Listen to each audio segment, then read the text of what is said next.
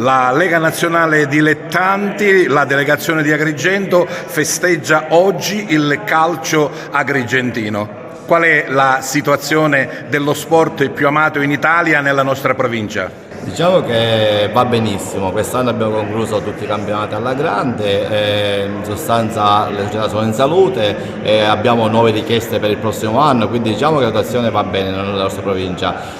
Oggi festeggiamo, facciamo la festa finale per le società che hanno vinto, però ci tengo a dire che voglio ringraziare tutte le società perché hanno collaborato veramente come si deve per far sì che tutti i campionati andassero a buon fine regolarmente senza gravi incidenti, quindi diciamo che tutto è andato bene. Ora la prospettiva è abbastanza positiva perché, ripeto, abbiamo la possibilità di addirittura aumentare gli organici per il prossimo anno. Un punto sicuramente da focalizzare e da incrementare è il calcio giovanile, ovvero il grande vivaio. Sì, si punta da lì assolutamente, perché se abbiamo dei buoni vivai è chiaro che poi abbiamo la possibilità di rifornire le squadre di categoria superiore con i nostri giovani e noi facciamo tantissimo affinché ciò avvenga. Infatti cerchiamo sempre di incentivare la società per fare un settore giovanile fiorente, un settore giovanile fatto veramente di ragazzi che hanno voglia di giocare e dare la possibilità, ripeto, di fornire le società di prima squadra con i ragazzi giovani del proprio paese, perché ciò porta sicuramente ad un calcio futuro nel proprio paese, altrimenti si va veramente verso la fine.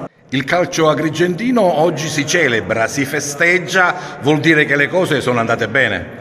Sì, questo ormai è una consuetudine. Qui ad Agrigento noi abbiamo un gruppo dirigente che continua.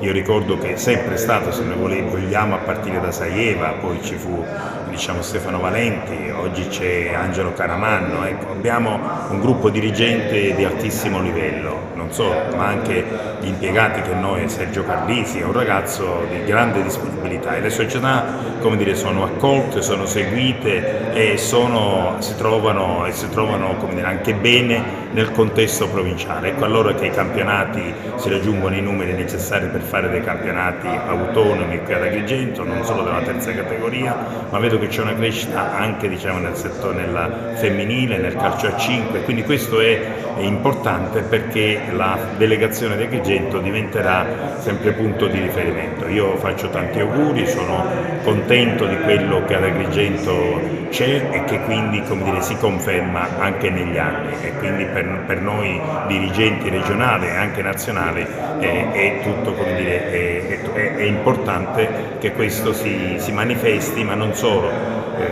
Per aggiungere anche negli sport, che sono questi ultimi campionati che stanno nascendo da 3-4 anni in maniera sperimentale, ho visto che anche Agrigento è presente. Questo è estremamente importante perché vuol dire che vi è un'attenzione anche per quello che è il nuovo, per quello che sono le novità nel campo sportivo e del calcio in particolare.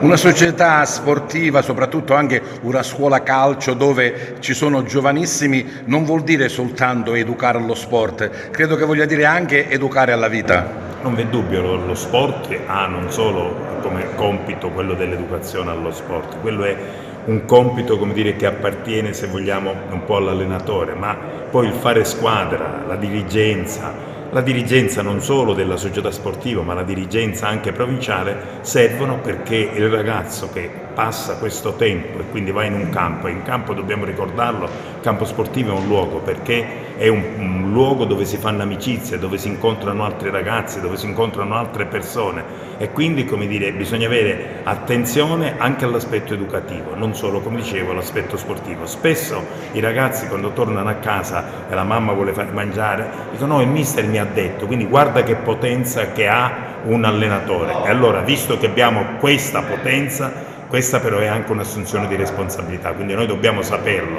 lo devono sapere gli allenatori, lo devono sapere i dirigenti delle società, lo dobbiamo sapere noi dirigenti della federazione, la responsabilità che abbiamo quando un ragazzo decide di iscriversi ad una scuola calcio. Lo stato di salute è eccellente, direi.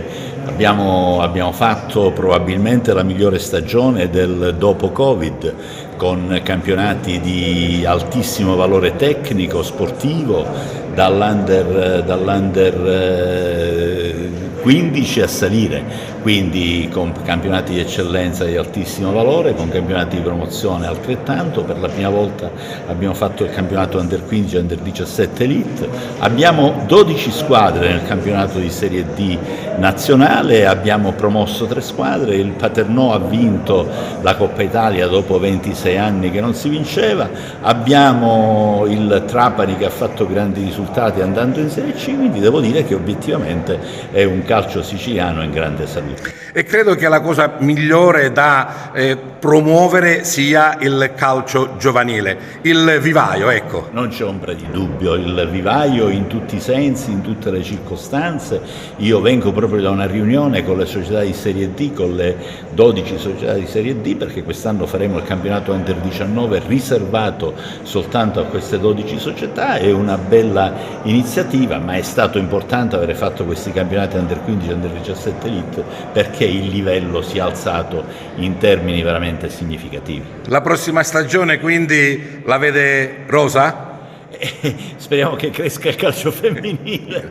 Sì, la vedo bene, nonostante il lavoro sportivo. Diciamo che i feedback che abbiamo in questi giorni dalle varie società sono assolutamente positivi, tutti mi chiedono di notizie per i ripescaggi, quindi quando una società chiede notizie di ripescaggio vuol dire che ci vuole essere, che vuole essere presente, che vuole andare avanti, e per noi questo è tutto grasso che corre.